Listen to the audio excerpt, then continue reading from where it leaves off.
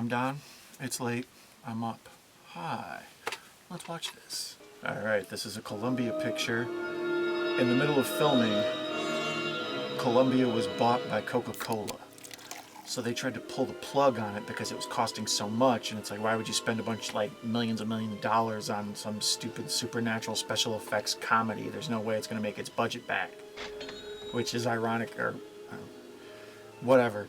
It's whatever form of comedy it is that you spent $25 million and you made $300 million back. You know what I mean? Like, that's good comedy. Okay, we start out in the library with the librarian getting haunted. This is one of the reasons I love this movie, is it's spooky in the spooky parts, but it's also like funny in the funny parts, but it looks very professional. It's shot in a like big widescreen 1.85 aspect ratio. Like, it looks nice. And then they jump right in with the Ray Parker Jr. theme song. Ray Parker Jr., I celebrate his entire catalog. Like, I love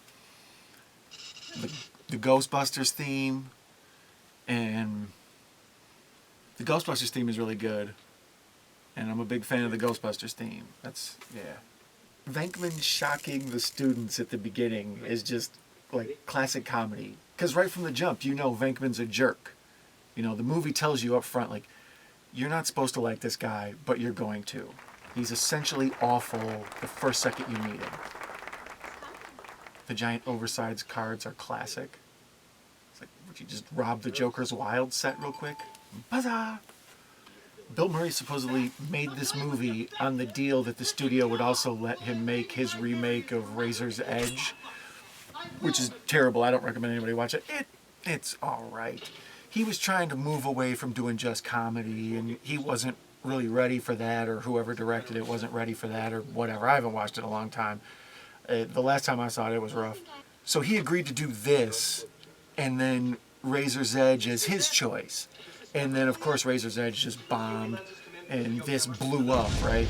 So after this, he took like 4 years off from making movies. He had a small part in Little Shop of Horrors, where it was just a cameo, and people loved him in that. He's great in it. Later on, he only shows up in Scrooge, which is like, 4 years later, I think. This movie is what I love about all kind of really well-made 80s comedies. There's a few in the thousands, some of the Todd Phillips stuff, where they take the movie seriously. Like, it's shot like it's an important film, you know what I mean? It looks beautiful. It's Oscar-worthy cinematography, but then it's just this, like, ridiculous comedy. It lends credence to the drama while you're watching it. It's like, really well done. I wish more... A lot of comedies look crappy. They look like bad TV, American Pie or whatever. American Pie. I blame it all on American Pie. Except for Eugene Levy. Shout out Eugene Levy. You can do no wrong, but pluck you out of that. This movie starts with 2 examples of what's known as the Danza, where Tony Danza always plays someone named Tony, because that's just his name and it makes it easy, and the audience sees him and they're like, oh, hey, Tony Danza, and then people call him Tony, and they're like, yeah, we know this guy, right? So the girl up front that Bill Murray's trying to run game on with the whole Are You Psychic electric shock thing, her name's like Jennifer, and then her actress name is Jennifer or Heather, I don't know, I get them confused. And then the older librarian, Alice, I know her name, she cool. Alice is her real actress name is Alice something or other. Like, I always remembered that. Like, these people are just named after their real name because we need to just keep it moving. No time to write dumb names for no reason. Like I was saying earlier, I dig how this movie switches tones really good. Like, it's a lot like Abbott and Costello meet whoever in the Universal Monster series, or Don Knotts in Ghost and Mr. Chicken. Kind of a Monster Squad is in the same boat. Monster Squad is totally a ripoff of this. They were like, how can we combine Goonies and Ghostbusters? And it's like, yeah, Monster Squad. But Monster Squad's awesome, no hate. This is a good bit of business, too, because normally, like, with Abbott and Costello, there's one straight man and there's one silly man. But because they each have their own personality, where, like, Venkman's on the move and Stantz is kind of a dork in his own little world and Egon's all in the science world, it's like they kind of, it's this Mr. Spock, you know, Captain Kirk kind of deal, where, and Bones, where they're all, you know, different parts of the personality contributing to an idea. So it makes for good, like, comic fodder. A lot of people know this, but it was originally supposed to be a movie for John Belushi and Aykroyd, following, like, Blues Brothers and all that stuff, right? Because they knew Belushi was so huge, he could get any movie made.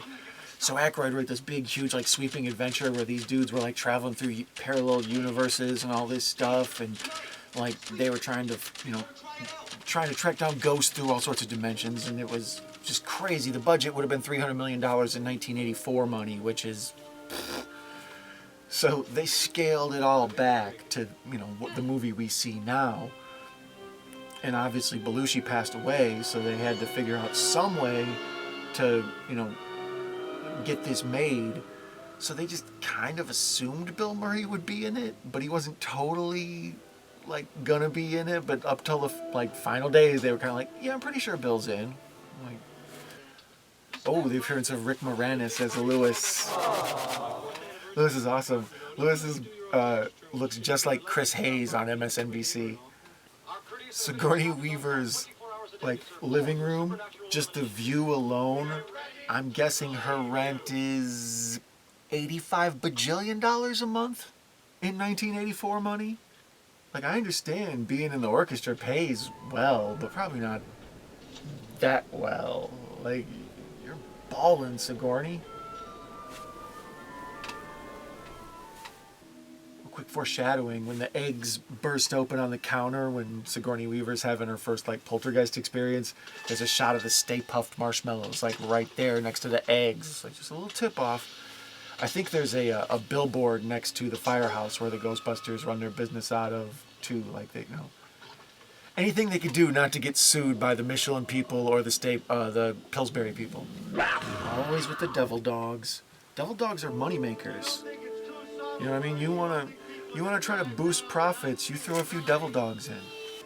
Oh, the first appearance of Ecto 1. Ooh, all hail Ecto 1, all hail Ecto 1. I'm trying to catch a picture of it. Somebody in my town has the Ecto 1, well, an Ecto 1, and they drive around in it. So sometimes you'll just be out running errands and Ecto 1 will drive by. Oh, anyways, Ecto 1, they were originally going to make it black, so it would look cool and different or whatever, and then at night, a lot of the stuff happens, so you can't even read that it's there, so it looked awful. So they had to repaint it white and keep it like an ambulance. All these years later, Bill Murray can still make me laugh. No wonder the marriage has been strong. See, I like Sigourney. She's giving him sass. She's not being mean or bitches. She's just like, you know, I don't have to take your comedic bullying, Bill Murray. I too have chops. When they were making this, they thought it was like going to be, you know, for a broad audience. The whole family could go because it appealed to everybody, right? So, but mostly children loved it. That's why there was like a cartoon, a bunch of toys and stuff afterwards. So when they made the second one, they made sure to take some of the bite out of it. That's why it's not quite as scary, or there isn't quite as much like swearing, or there isn't like quite as much just Bill Murray being Bill Murray. Because it's like we have to tone everything down so people won't complain. I always think of this movie's soundtrack as being...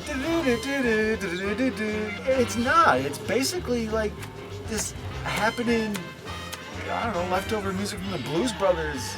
It's like stuff that they didn't use in Streets of Fire. You know what I mean? Like, we need something jazzy to throw in there. When this movie made a bunch of money, a bunch of, like, people all over the place came out of the woodwork to make cash off it, right? So, Huey Lewis sued Ray Parker Jr. and made, I don't know how much ever money off of it, because the Ghostbusters theme song went to #1 for like 3 weeks or some business. So it made a bunch of money, and Huey Lewis sued. But then later, Huey's dumb butt came out on one of them VH1 Behind the Musics or whatever, and he said that happened, but there was a confidentiality agreement. So Ray Parker Jr. ended up getting the money back from Huey. You guys, knock it off. Grow up, you children. Also, but then when the movie came out, a bunch of the pre-marketing involved the Ghostbuster symbol, right? Like, everybody knows that. But the people who own the rights to Casper sued because, did you know Casper has a cousin or some sort of extended family member who's also haunting the house with him? named Fatso, and this looks like Casper's friend Fatso. Sorry. Casper's friend, big boned. So anyways, they wanted, for, obviously infringing upon the very famous Fatso character, a paltry $50 million in 1984 money. But Columbia took it to court and they won. The original Ghostbusters, when they wrote the script, the part that Ernie Hudson plays was supposed to be Eddie Murphy, which you think about it, total nerdgasm, right? But Eddie was busy doing, sorry, Slimer came on. He's distracting the hell out of me, man. He's so adorable. Slimer is clearly based on John Belushi, who wasn't in the movie, although apparently they just made him like that, and then when they said make him look like John Belushi, he already sort of looked like John Belushi. Weird. Anyways, I digress off my original digression. Eddie Murphy. Originally, when Eddie Murphy was supposed to be the fourth member of the Ghostbusters, he was busy doing Beverly Hills Cop, so he couldn't do it. So they put Ernie Hudson in there, and then they just wrote his character way back, because nobody cares about Ernie Hudson. You can put Eddie on the poster, but Ernie's, folks didn't really care about. He's only there to hear about exposition. But the reason I bring it all up is the part where Slimer slimes Bill Murray.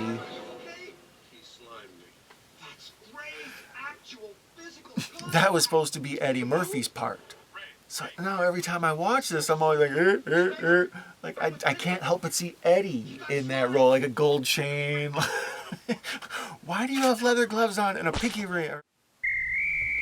So sorry to interrupt, but if you love the Ghostbusters the way I clearly love the Ghostbusters, then you'd like to know about the Ghostbusters collection, now available at the Channel 22 store on Amazon.com. Hundreds of items picked out by yours truly. Everything from Egon Spengler rubber duckies to Bustin' Makes Me Feel Good boxer shorts. PPE, I got you. Doggy daywear, I got you.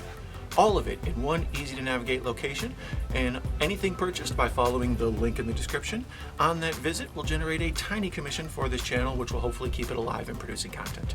Thank you so much for tolerating my weird head. Now, back to the movie. When they were making this, there was a bunch of other movies in Hollywood at the time that were using special effects. All the special effects people were all busy.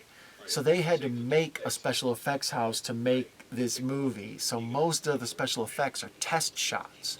So that's why some of them look sort of janky, especially now in like Blu-ray and HD world. It's like, oh, look at this matting and all that. It looks crappy, but for its time, especially for a low-budget comedy, it's awesome. It's fantastic. It still stands up way better than a lot of bad CGI does. There's got to be like a fetish name for whatever it is for wanting to hug Slimer, even though you know you're gonna get slime on you. I'm a grossy. I'm a slimy. That's what it is. I'm a slimy. I want to hug Slimer. Come here, you. All these years later, the logic of the science still stands up, in my opinion. If you see a ghost, you want to get an unlicensed nuclear reactor and shoot a proton beam at said specter and try to control it into some sort of trap that has a beam that apparently attracts protoplasm. That trap is also apparently connected by a modern-day coaxial cable, and then on the other side there's some RCA analog cables. I bet I could get HBO with this trap. I do like how they carry the traps like a dead rat, intentionally. They hold it by the cord, which is incredibly dangerous. It's coaxial. It could just break right off and the ghost go running away. Oops. You know what doesn't stand up is the ghost blowjob scene. I guess he's just so busy with work that he just dreams about it, and that's what's on his mind, as the implication. There's no reason to leave that little blowjob scene in. It was like, we need some sexuality. It's like, ghost BJ scene? Go, print it. He goes to, he's kind of stalking her a little bit, right? He shows up at her work after she already pushed him out of her apartment. And then he tells her, he's like, I watched you at work. All right, Bill Murray. Ernie Hudson's the living embodiment of what the hell is wrong with white people? If you just needed someone to come on screen and be like, seriously, look at you guys. You're chasing ghosts for a living. What's wrong with you people? Oh, shit. Walter Peck and I look very similar. Creepily so. Is the EPA hiring? We're in the part where Sigourney Weaver, had the whole demonic possession thing where she's alone in the apartment and the door lights are coming out, and it's it got creepy. I was like, oh, they're doing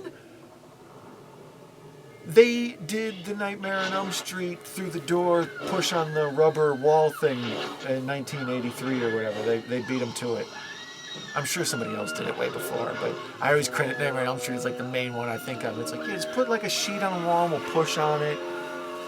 That's all just terrifying. You sit in your chair and the arms bust out and grab you and pull you in. It's just scary. I always wonder how the devil dogs got in Lewis's coat room. Like, is there a comic book somewhere that somebody did? Like, whenever I have questions about movies like this, it's like, oh yeah, there's a comic book, there's an audio book, there's a series of novels.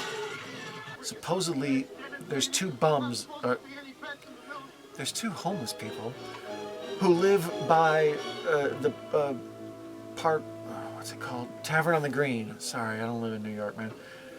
So the Tavern on the Green, and the dog chases them up to it, and there's supposed to be like two homeless people living there, and they were originally played by Aykroyd and Murray, but then people thought that would be all confusing, because, like, why are they bums all of a sudden, even though they didn't understand it was a separate character or whatever.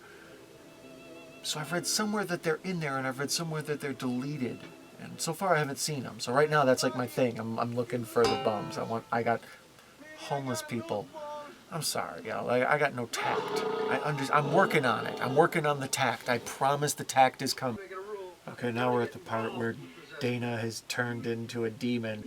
She's an interesting character. Like, she's pretty much clearly here to be like Bill Murray's love interest, and then later on the damsel in distress, right? But the whole time she's like not interested in Bill Murray and giving him none of the stuff. When she does become the damsel in distress, she becomes a demon, and then later on becomes a devil dog, and the only thing that really captures her is being entombed inside a gargoyle. Like, that's pretty badass. Like, you know, I mean, she's not some pushover punk. See, I like this part. Bill Murray's been a rapey creep the whole movie, like kind of stalking her at work and stuff. But now, when she's all like, "Hey, let's get it on," and he knows something's not right with her, he's like, "It's cool. Let's do this another time when you're feeling more like you." On this higher definition version, I can see the platform underneath Dana when she levitates and rolls over. Janine is thirsty. All right, Janine, back off, girl. Let him breathe. He's on his science gig right now. He's trying to pull himself out of debt. He's got a startup. Not everything can be about humping at work. See, that's part of the charm of this movie that's really well done.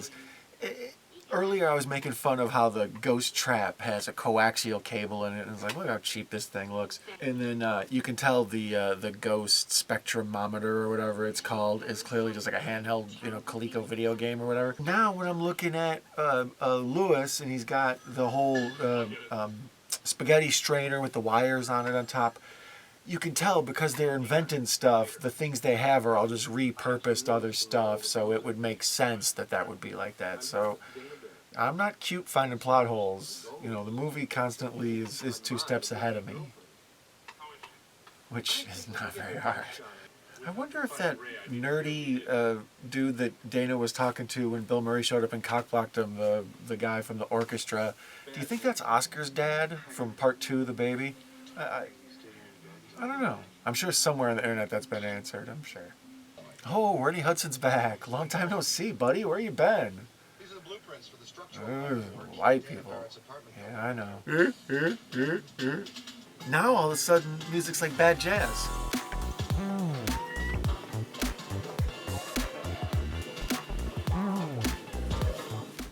The power exhibited by the EPA in this movie is a bit questionable. I don't think they can seize your stuff. No notice. Hey, we're going to show up and shut off your weird machine just with, Can't you give me like 15 days notice? We got to sweep up ghosts. And William Atherton hated this movie after it came out because it said it ruined his life. Like, he would be walking down the street, people would be like, "Yo, Dickless!" And like, whenever he'd go for movies, he couldn't play anything other than a bad guy, so it just kind of typecast him for the rest of his career. Oh, we're about to get into it. They're gonna open the containment unit, and then all the ghosts are gonna come out. I like how the Con Edison guy kind of knew, like, I've done bad here. Whatever I disagreed to was wrong. I shouldn't have done that. Why do the police park like jackasses when they come to shut down the Ghostbusters? That was bad special effects. Why do they park like jackasses? The cops are all parked crooked like it was a drug raid. There was one cop, an EPA agent, and a guy from Con Ed. And the cars are all just like parked like, you ain't getting away, Venkman! First it was Ray Parker Jr., and then it was like some swing music, and then it was like kind of some jazzy 80s kind of bebop, like, you know, background, just elevator music. And then now it's like kind of this new wave.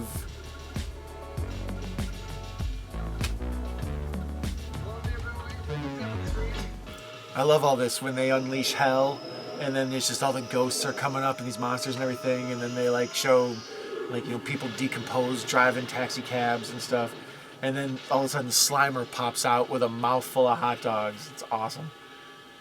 It's like, he's back, we missed you. In the Ghostbusters video game, which is kind of like a hidden third movie, you can watch the video game playthrough. It only takes like about as long as a movie, I think, maybe longer, I don't know. I watched it one time, and it was pretty much the plot of what Ghostbusters 3 would be. And they explain how this dude they're rambling about and all this backstories was planning to make New York into this conduit for energy from, you know, wherever. So yeah, if you're like deep into the Ghostbusters lore or whatever, beyond the toys and the cartoons and all that, then yeah, I would recommend digging up the playthrough of Ghostbusters 3. It's like a whole other story.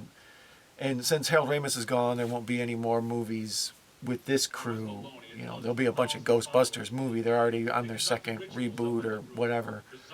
Oh, Reginald VelJohnson as a cop. I forgot he was in this like that. Oh, I love all this. This is one of my favorite parts. Why this movie just caps. I've been, you know, singing its praises the whole time. How good it looks, all this cool stuff that's going on, the special effects, all of it, right?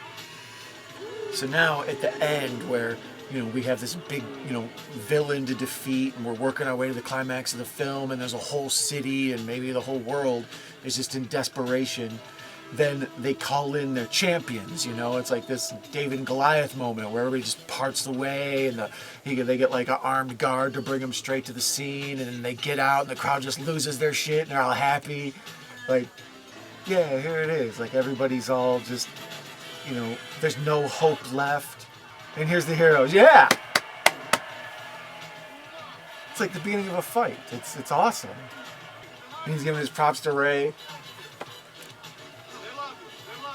You don't touch this shit.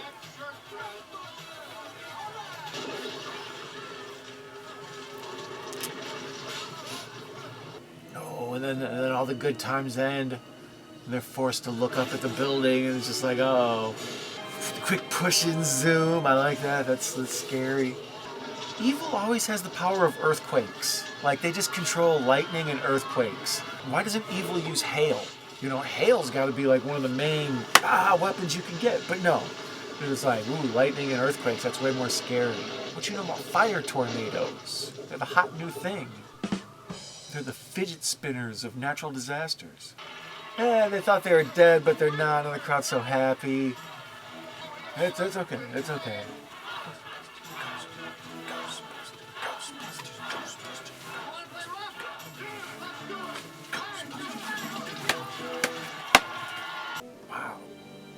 Post-sex Dana demons. What's up, girl?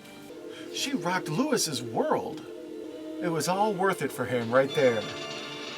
Lewis and Dana have spent like the last, like pretty much the whole third act on ecstasy. It was like,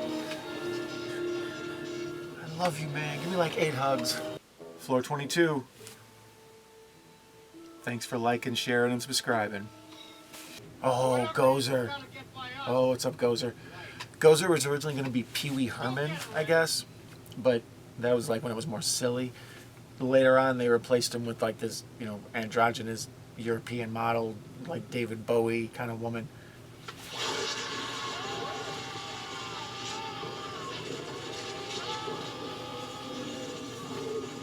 Ray, next time somebody asks you if you're a god, you say yes. See, once again, Ernie Hudson's the voice of reason. Always something chilling about military formation. Everybody all together, synchronized. Bitch, how we do things downtown. Whoa, she's a gymnast? Oh. If there's anything I've learned from Mortal Kombat, the flipping is always the worst. You guys couldn't come up with any better weapons than just like this blaster with an erratic ray that goes all over the place. And, like, you gotta know that's dangerous. Yeah, right. Look at them celebrating like they don't know what's coming. We all know what's coming. Delicious Godzilla. Which, like, was my name in college for a while. Wow! Just huge boulders falling on people and they're kind of just, like, lightly scattering. Like, stop! Quit it! I don't understand that part when he's like, if we think of J. Edgar Hoover will show up and destroy us. Why doesn't J. Edgar Hoover show up? Like, I know it was an example, but he had to think of it to make the example. Oh, Ray. Why would you think of Ray? Ray. No, Ray. I couldn't help it. This buildup. What is it? It can't be. No. It is. It's the Stay Puft Marshmallow Man. See, it's hard to be terrified of the Stay Puft Marshmallow Man because he's got like legs like a baby. Like you kind of want to like pinch his little cheeks and pinch his legs. I don't care how huge he is. Egon's line of, I'm terrified beyond capacity of rational thought. That sounds like directly out of my mouth. Egon, you had a big influence on me, man. God bless you. Bill Murray, also a huge influence on my life. When things are terrifying, make jokes so you don't start freaking out. Zedmore just said he only makes $11.5 a year. In 1984 money, that's terrible for almost dying every day. Dealing with ghosts and stuff. Plus these idiots. Come on, guys.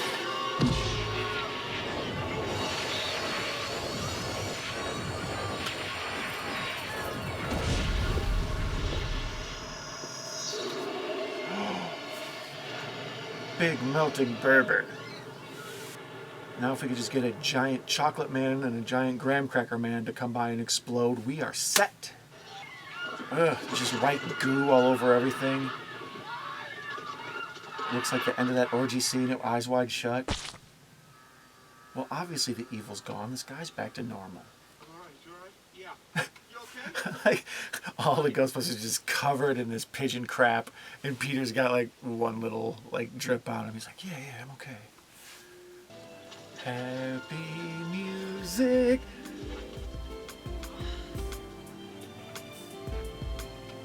Somebody turn on the lights. Dana been possessed, kidnapped, entombed inside a gargoyle through an almost attempted unleashing of hell, and she got a little bit of soot. Well, the superintendent's gonna be since the Tunguska Blast of 1909. So great. That's like the inspirational GIF of the year. You're a very fortunate individual. He's like, I know. Why is Ernie Hudson so happy that he should be traumatized? Like he should have one of those silver blankets over him instead he's all like, I love New York. Oh, now Dana's a sellout. She was this independent, modern feminist woman all through the thing, and then now she's just like, hey, I got rescued. They already have Ghostbuster t-shirts printed on the streets of New York by the end of the movie. That's the most realistic thing in this whole bit of business. That and Sigourney Weaver's apartment, by far. Well, anyways, thank you for watching with me. Whether you love this movie or you hate this movie, you gotta admit, Bustin makes you feel good. All right, thank you. Gotta get some sleep.